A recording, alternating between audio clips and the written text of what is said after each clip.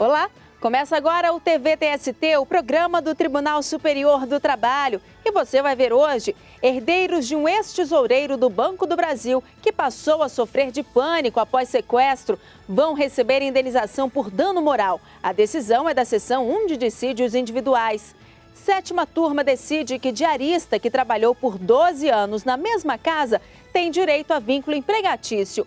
Novos dirigentes da Escola Nacional de Formação e Aperfeiçoamento de Magistrados do Trabalho tomam posse.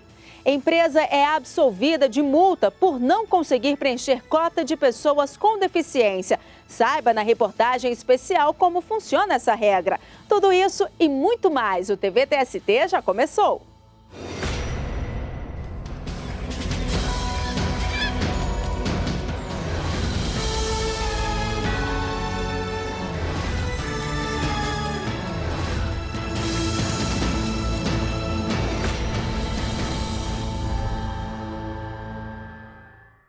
O TVTST de hoje começa mostrando um julgamento da seção 1 de dissídios individuais envolvendo um ex-tesoureiro do Banco do Brasil. De acordo com o processo, o trabalhador passou a sofrer ataques de pânico depois de um sequestro. Os herdeiros dele vão ser indenizados em R$300 mil.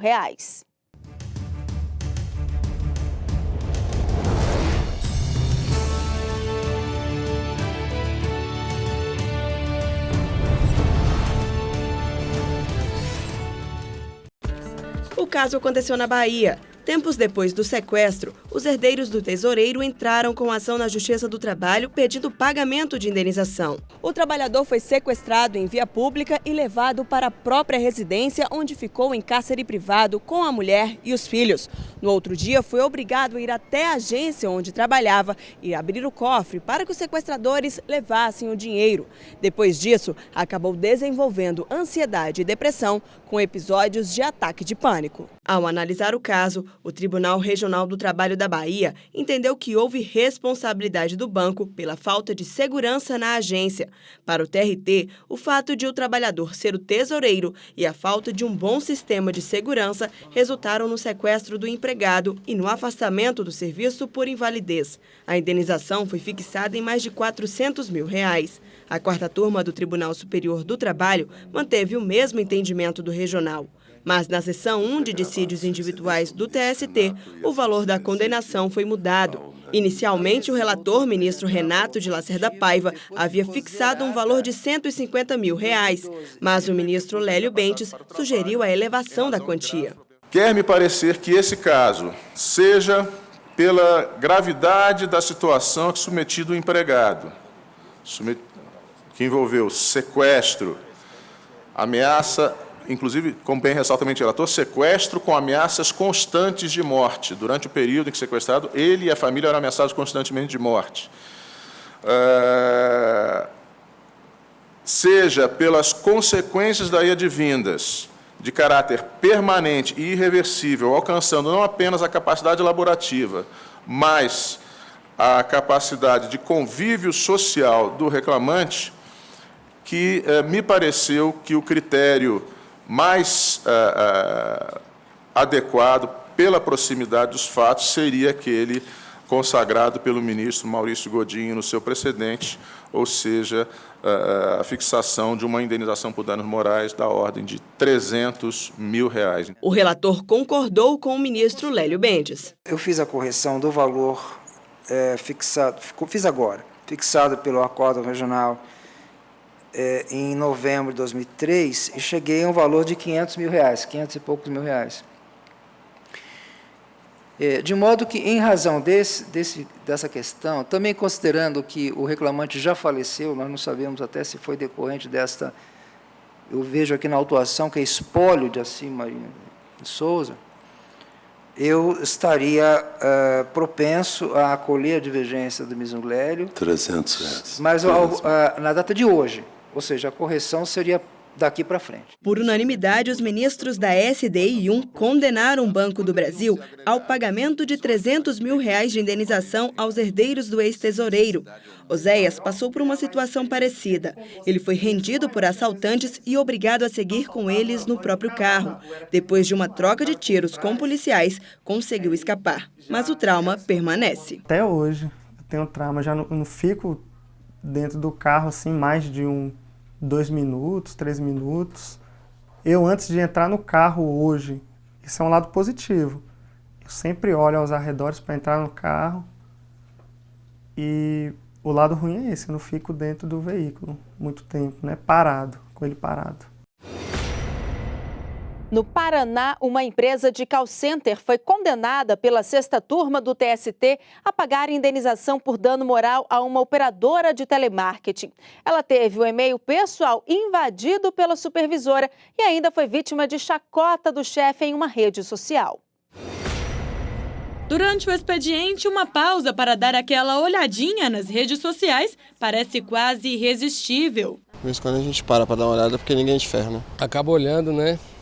Mas sempre quando estou ocioso, algum tempo mais tranquilo, né? Mas no trabalho é preciso ter cuidado. É importante ele ter cuidado ao usar as redes no ambiente de trabalho, porque é um ambiente altamente monitorado, né? Não só pelo chefe, mas como pelo setor de recursos humanos, pelos outros colegas. Então, é um ambiente delicado, em que ele tem que tomar cuidado com o que ele está publicando nas redes dele. E o patrão tem direito a monitorar o empregado? É importante observar que, sendo da empresa a plataforma, toda a infraestrutura, a plataforma e a própria caixa postal, a plataforma digital, aí sim o empregador tem o direito de monitoramento, sem abusos, naturalmente. Agora, se houver uma conta de e-mail pessoal, ainda que seja utilizada em um computador da empresa, esse direito já não existe mais. A empresa tem que ponderar o risco de se tomar uma atitude eventualmente abusiva, eventualmente ilícita, no sentido de querer satisfação em função de um controle de funcionário. Uma operadora de telemarketing entrou na justiça pedindo indenização por dano moral depois que a supervisora invadiu o computador dela, acessando e-mails e mensagens trocadas com um colega de trabalho. Ela contou que a supervisora acessou todos os arquivos com a ajuda de um técnico de computação. Depois disso, postou no Facebook que os dois pretendiam conquistar a empresa e o mundo, em uma referência aos personagens de um desenho animado. A postagem foi motivo de chacota entre os colegas de trabalho. O Tribunal Regional do Trabalho Paranaense condenou a empresa a pagar indenização de R$5 mil à empregada. O entendimento foi de que houve prejuízos à imagem e à vida privada da operadora. A empresa, então, recorreu ao TST, mas a relatora do caso na 6ª turma, ministra Kátia Magalhães Arruda, negou o pedido, ficando mantido o valor da indenização. A ministra observou que para chegar a uma conclusão contrária do regional, seria necessário o reexame de fatos e provas, o que é vedado pela súmula 126 do TST. A decisão foi unânime. E no próximo bloco, diarista que trabalhou por 12 anos na mesma casa tem vínculo de emprego reconhecido. Não saia daí, nós voltamos em instantes.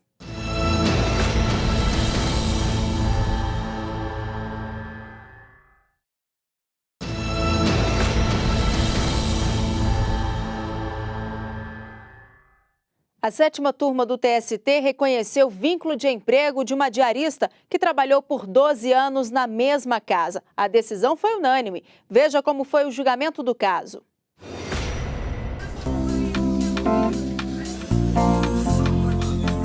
Há 25 anos, Maria trabalha em casas de família. E desde 2013, ela vem 2 vezes por semana nesta casa. E trabalha também em outras 2 residências como diarista. Eu trabalho 2 vezes na semana aqui, né? E não tenho carteira assinada.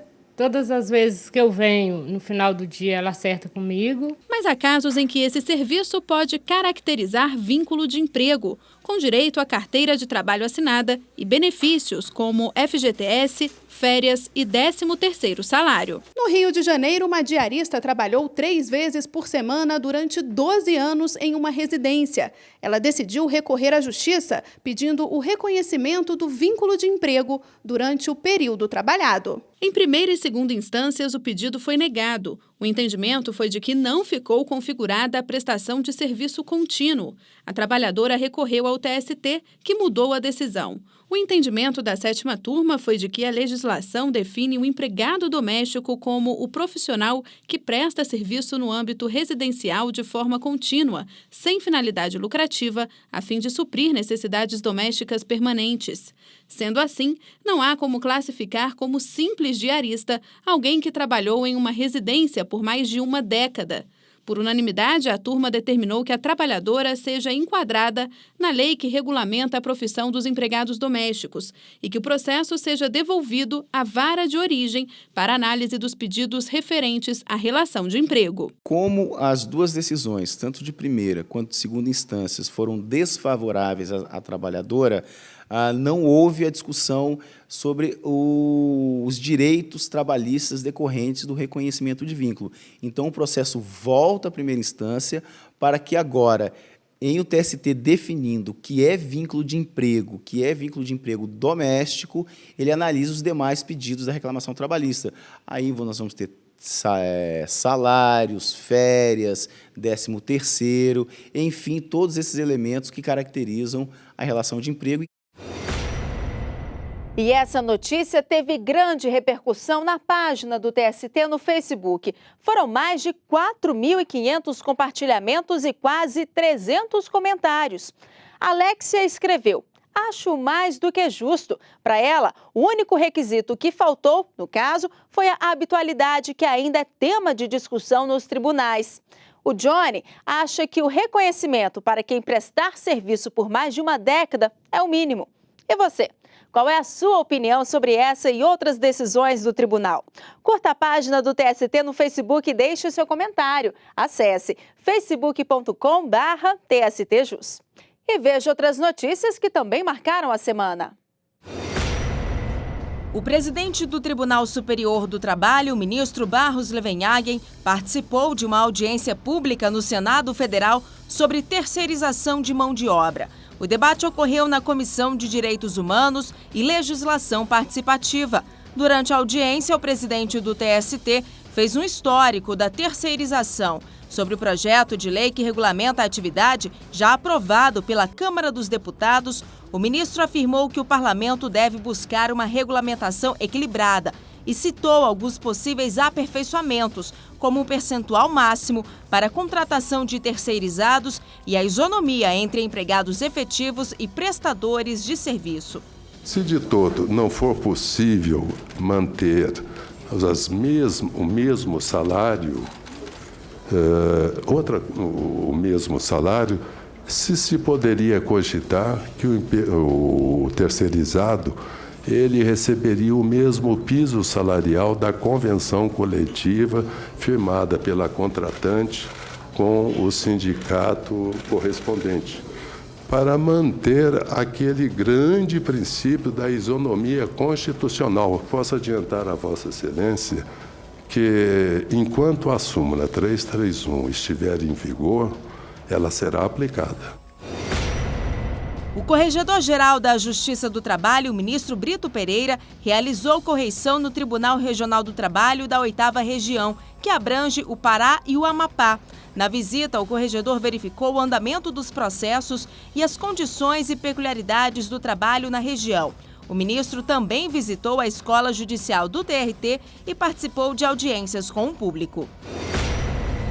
A Comissão Permanente de Acessibilidade do Processo Judicial Eletrônico da Justiça do Trabalho realizou reunião sobre a adaptação do sistema às necessidades de usuários com deficiência visual. A funcionalidade, que já está implantada na ferramenta, permite que a pessoa com deficiência visual utilize o PJE-JT por meio do teclado. Os servidores dos TRTs de todo o país devem receber treinamento especial.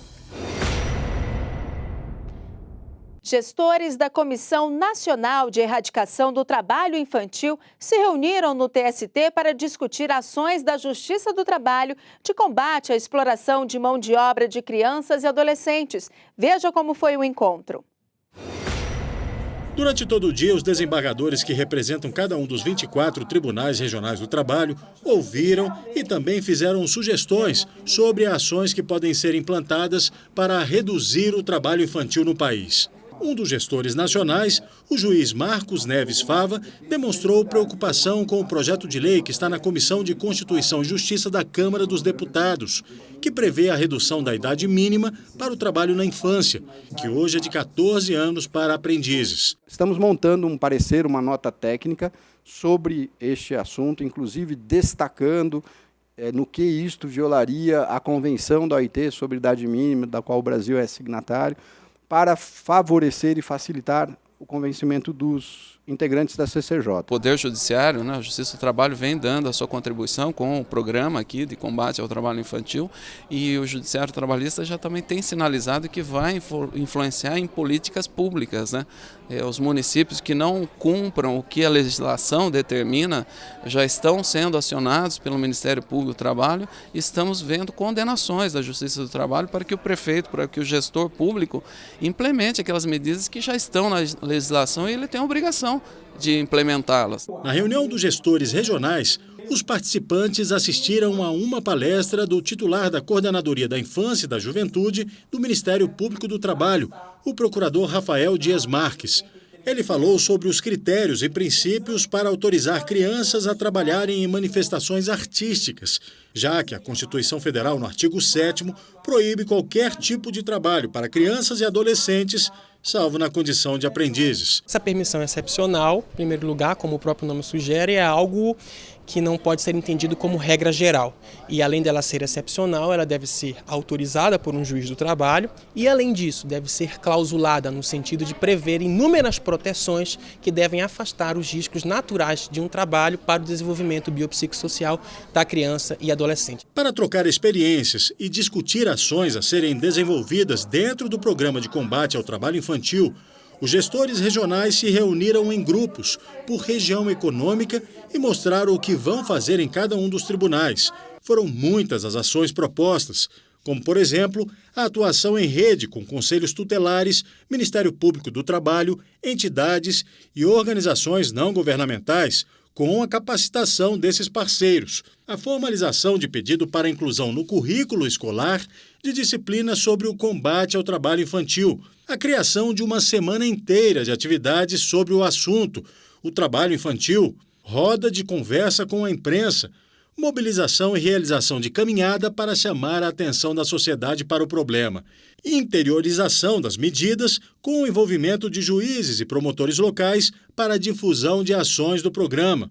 Uma iniciativa, a do Tribunal Regional do Piauí, surpreendeu os gestores regionais. Foi criado um fundo de R$50 mil dentro do orçamento do tribunal para a campanha de combate e erradicação do trabalho infantil. Eu usei da minha presença como presidente do tribunal até o final do ano de 2014 e tomei essa iniciativa. Eu acho que o tribunal terá o pontapé inicial para desenvolver uma campanha muito maior e com muito mais efetividade. A gente vê que o programa instituído em 2013 pelo Tribunal Superior do Trabalho e pelo Conselho Superior da Justiça do Trabalho se consolida em todos os 24 tribunais regionais do trabalho do país. Todos estão engajados nessa luta, no combate contra essa chaga social. E nós tivemos hoje exemplos de boas práticas de todos os tribunais. E a seguir, a empresa é absolvida de multa por não conseguir preencher cota de pessoas com deficiência. Como funciona essa regra? É o que você vai saber no próximo bloco.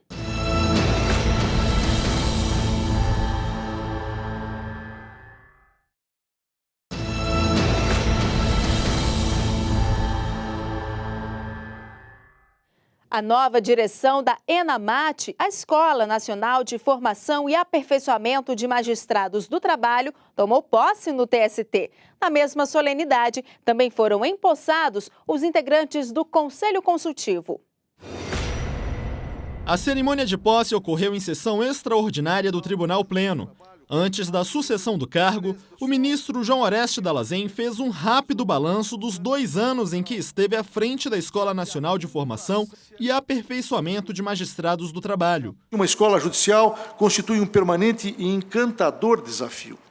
No caso da ENAMAT, penso que nos ressentimos ainda, a despeito de todos os esforços encetados, de um aprofundamento na oferta dos cursos de formação continuada. Com o término do biênio 2013-2015, a direção da escola foi assumida pelo ministro Renato de Lacerda Paiva e pelo ministro Emanuel Pereira, eleito como vice. Ao serem empossados, os dois se comprometeram a desempenhar as atividades, cumprindo e fazendo cumprir os estatutos da ENAMAT. Outros 6 membros do Conselho Consultivo assinaram o termo de posse na mesma solenidade. Também passam a integrar a nova composição da Escola Nacional de Formação e Aperfeiçoamento de Magistrados do Trabalho, os ministros Alberto Bresciani, Dora Maria da Costa e Cátia Magalhães Arruda, os desembargadores Leila Aparecida de Oliveira e João Leite de Arruda Alencar e o juiz Giovanni Olson. E agradecer também ao ministro Renato, ao ministro Emanuel por terem aceito esse encargo,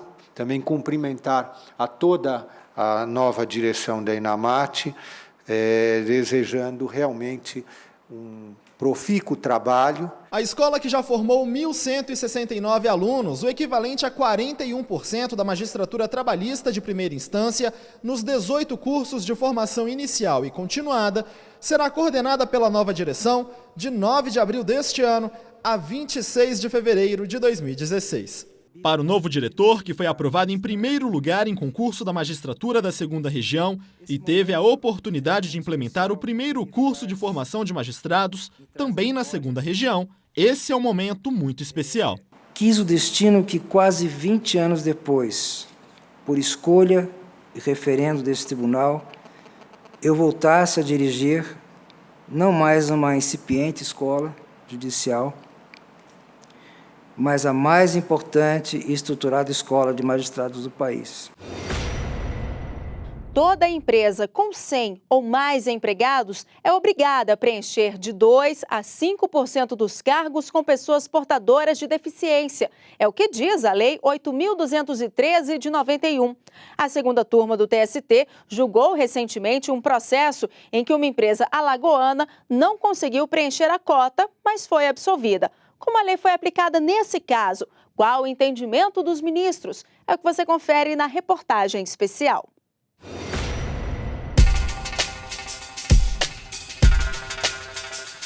A pessoa com deficiência é capaz de exercer atividades no ambiente de trabalho, mas seria viável para o patrão, que tem muitos empregados, encontrar um trabalhador com deficiência, qualificado para desempenhar as atividades da empresa?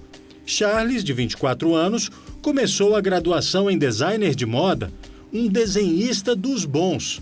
Mas, há 3 anos, procura emprego sem sucesso. O amigo, Manassés, dá uma força ao desenhista na comunicação com outras pessoas. Mas nem assim. Charles acha que é discriminado pela surdez. Há quanto tempo ele procura emprego, mas em que área? É nessa mesma área?